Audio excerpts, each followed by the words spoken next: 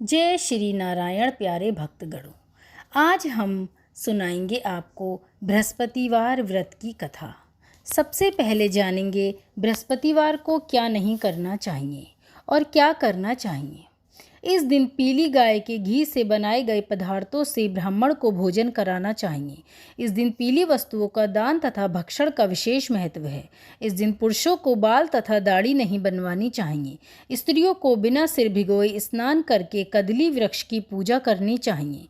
क्षत्रियों में गहकवार तथा चंदेले इस दिन कोई शुभ यात्रा नहीं करते। गुरु बृहस्पति की कहानी सुनकर दान आदि करना चाहिए।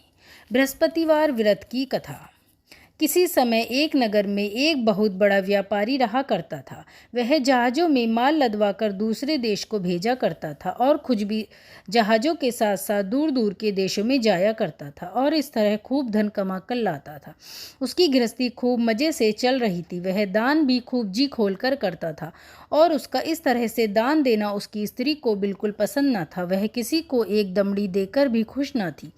एक बार जब वह सौदागर माल से जहाज को भरकर किसी दूसरे देश को गया हुआ था तो पीछे से बृहस्पति देवता साधु का रूप धारण करके उसके मकान में उसकी पत्नी के पास पहुंचे और भिक्षा की याचना की। उस व्यापारी की पत्नी ने बृहस्पति देवता से कहा, महात्मा जी, मैं तो इस दान पुण्य से बहुत तंग आ गई हूँ। मेरे पति अपना सारा धन व्यर्थ ही लुटाते हैं। अब आप ही ऐसा कोई उपाय बताइए जिससे हमारा सारा धन नष्ट हो जाए। इससे न धन लुटेगा और न ही मुझे दुख होगा। बृहस्पति देवता ने कहा, देवी तुम तो बड़ी विचित्र हो। धन और संतान तो सभी चाहते हैं, पुत्र और लक्ष्मी तो पापी के घर में भी होनी चाहिए। यही यदि तुम्हारे पास अत्यधिक धन है तो तुम दिल खोलकर पुण्य कार्य करो। भूखों को भोजन खिलाओ, प्यासों को पानी पिलाओ, यात्रियों के लिए धर्मशालाएं बनवाओ। कितने ही निर्धनों की कुंवारी कन्याएं धन के अभाव में बिना ब्याही बैठी हैं, उनका विवाह संपन्न करवाओ। और भी कई ऐसे पुण्य कार्य हैं जिनको करके तुम्हारा लोक परलोक सार्थक हो सकता है। लेकिन व्यापारी की स्त्री बड़ी ढीठ थी। उसने कहा, महात्मा जी, मैं इस संबंध में आपकी कोई बात नहीं सुनना चाहती। मुझे ऐसे धन की बिल्कुल आवश्यकता नहीं है जो मैं दूसरों को बांटती फिरूं। बृहस्पति देवता बोले, यदि तुम्हारी ऐसी ही इच्छा है तो फिर ऐसा ही होगा। अब तुम ऐसा करना, 7 बृहस्पतिवार घर को लीप कर पीली मिट्टी से अपने केशों को धोना, भोजन में मांस तथा मदिरा ग्रहण करना, भट्टी चढ़ाकर कपड़े धोना, बस तुम्हारा धन नष्ट हो जाएगा। और इतना कहने के पश्चात बृहस्पति देवता अंतर्ध्यान हो गए। उस औरत ने जो कि श्री बृहस्पति देवता को साधु समझे हुए थी, उनके कहे अनुसार 7 बृहस्पति वैसा ही किया। केवल 6 बृहस्पतिवार होने पर ही उस स्त्री ने संपूर्ण धन नष्ट हो गया, स्वयं भी परलोक सिधार गई। उधर उसके पति का माल से भरा हुआ जहाज समुद्र में डूब गया और बड़ी मुश्किल से लकड़ी के तख्तों पर बैठकर अपनी जान बचाई। खैर, वह रोता धोता किसी न किसी तरह अपनी नगर में वापस आ पहुंचा। वहां आकर उसने देखा कि उसका सब कुछ नष्ट हो गया है और उसकी छोटी लड़की बैठी आंसू बहा रही है। उस व्यापारी ने अपनी लड़की को तसल्ली देकर चुप कराया और उससे सब समाचार पूछा। लड़की ने अपने पिता को उस साधु बृहस्पति वाली पूरी कहानी सुना दी। उसने लड़की को शांत किया और भगवान को की करनी पर बड़ा ही प्रसन्न हुआ। अब प्रतिदिन जंगल में जाकर वहां से लकड़ियां चुन लाता और उन्हें नगर में बेचकर अपनी जीविका चलाने लगा। मगर धन के अभाव के कारण बहुत दुखी था, क्योंकि गुजारा बड़ी मुश्किल से चलता था। एक दिन उसकी लड़की ने उससे दही खाने की इच्छा प्रकट की, लेकिन उसके पास इतना पैसा भी नहीं था कि उसको दही लाकर देता। चुनाचे वह उसे आश्वासन देकर जंगल में जाकर एक वृक्ष के नीचे बैठकर अपनी पूर्व दशा का विचार कर रोने लगा। वह बृहस्पति का दिन था। बृहस्पति देवता उसकी अवस्था देखकर साधु का वेश धारण करके वहां आ पहुंचे और उस व्यापारी के पास आए और कहने लगे, लकड़हारे, तू इस जंगल में किस चिंता में बैठा है? व्यापारी ने उत्तर दिया, महाराज, आप सब कुछ जानने वाले हैं। इतना कहकर उसने आर्द्र कंठ और भीगी आंखों से बृहस्पति को अपनी सारी आप बीती सुना दी। बृहस्पति देवता ने कहा, भाई, तुम्हारी पत्नी ने बृहस्पति के दिन भगवान का अपमान किया, जिस कारण से तुम्हारा यह हाल हुआ। लेकिन अब तुम किसी बात की चिंता न करो, भगवान तुम्हें पहले से भी अधिक धनवान करेंगे। तुम ऐसे मेरे कहे अनुसार बृहस्पति के दिन बृहस्पति का पाठ किया करो। 2 पैसे के चने और मुनक्का मंगवाकर जल के लेटों में थोड़ी सी शक्कर डालकर वह अमृत और प्रसाद परिवार के सब सदस्यों को तथा सुनने वालों को बांट दो और खुद भी अमृत पान किया करो तथा प्रसाद खाया करो, तो भगवान तुम्हारी सारी कामनाएं पूरी करेंगे। साधु को प्रसन्न देखकर उस व्यापारी ने कहा, मुझे लकड़ियों में से इतना लाभ नहीं है कि 2 पैसे की दही लाकर भी अपनी इकलौती कन्या को खिला सकूं। उसको मैं हर रोज झूठे आश्वासन देकर टाल देता हूं और इसलिए मैं रोज समय व्याकुल होकर बैठ जाता हूँ। श्री बृहस्पति देवता ने कहा, भक्तजन तुम चिंता मत करो। बृहस्पति के दिन तुम शहर में लकड़ियाँ बेचने के लिए जाना। तुमको उस दिन से लकड़ियों के 4 पैसे अधिक मिलेंगे, जिससे 2 पैसों की दही लाकर अपनी कन्या को खिलाना और 2 पैसों की मुनक्का और चने लाकर बृहस्पति देवता की कथा करना। जल में जरा सी शक्कर डालकर अमृत बनाना और कथा का प्रसाद सब में बांट देना और खुद भी खाना, तो तुम्हारे सब मनोरथ सिद्ध हो जाएंगे। इतना कहकर बृहस्पति देवता अंतर्ध्यान हो गए। धीरे धीरे बृहस्पति का दिन भी नजदीक आ पहुंचा। व्यापारी ने जंगल में से लकड़ियां इकट्ठी की और शहर में बेचने के लिए आया।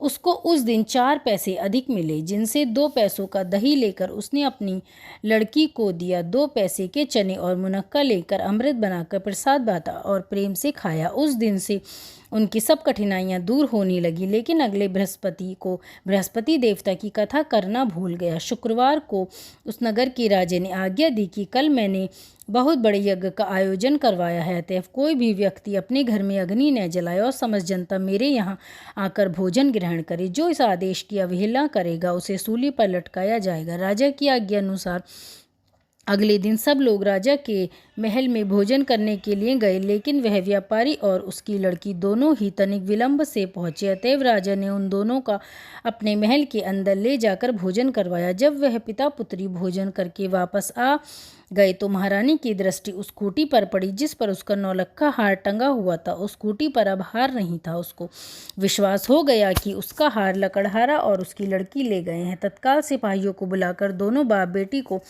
कैद में डाल दिया। कैदखाने में पड़कर दोनों बाप बेटी अत्यंत दुखी हो गए। वहां उन्होंने बृहस्पति देवता को स्मरण किया। बृहस्पति देवता वहां प्रकट हो गए और कहने लगे, भक्तजन तुम पिछले सप्ताह बृहस्पति देवता की कथा करना भूल गए, इसलिए तुम्हारा यह हाल हो गया। अब तुम किसी प्रकार की चिंता न करो। बृहस्पति के दिन कैदखाने के दरवाजे पर तुम्हें 2 पैसे पड़े दिखाई देंगे।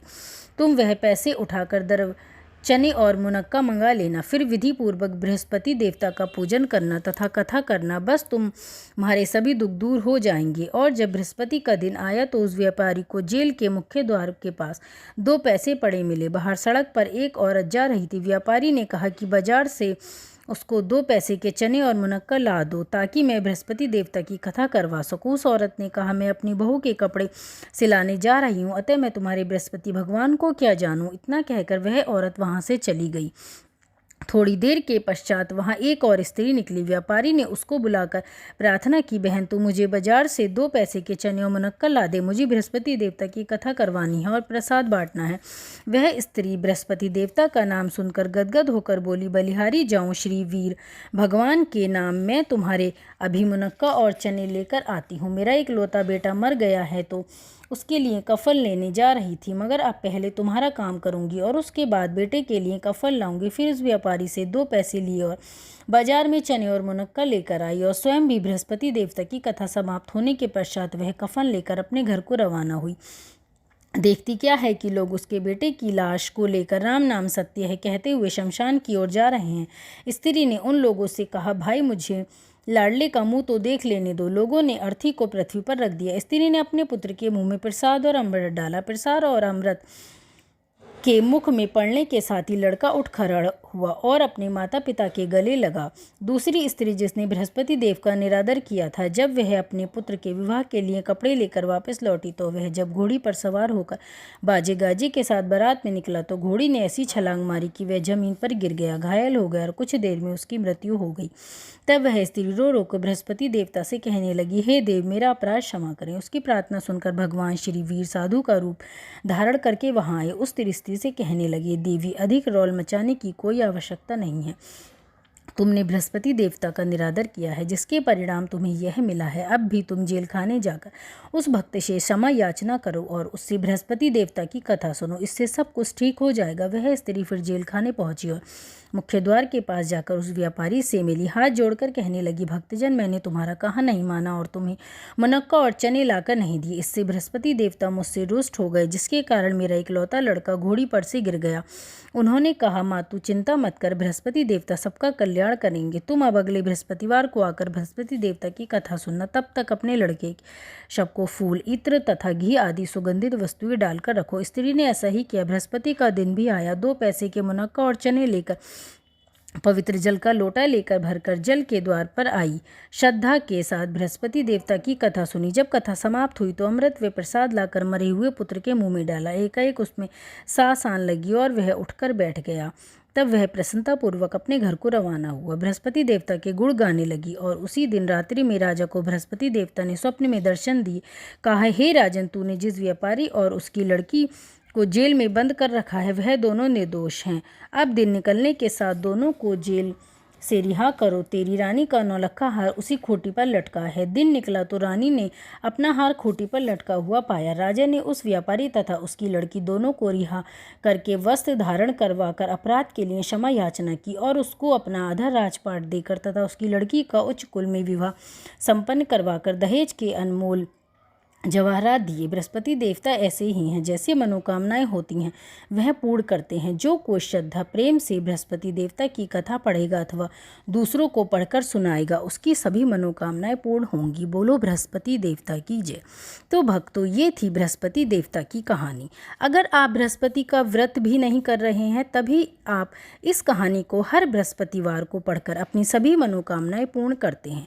बृहस्पति देवता बहुत ही दयालु हैं। धन्यवाद दोस्तों। अगली बार फिर मिलेंगे एक नई कहानी के साथ। तब तक के लिए धन्यवाद। जय श्री हरि।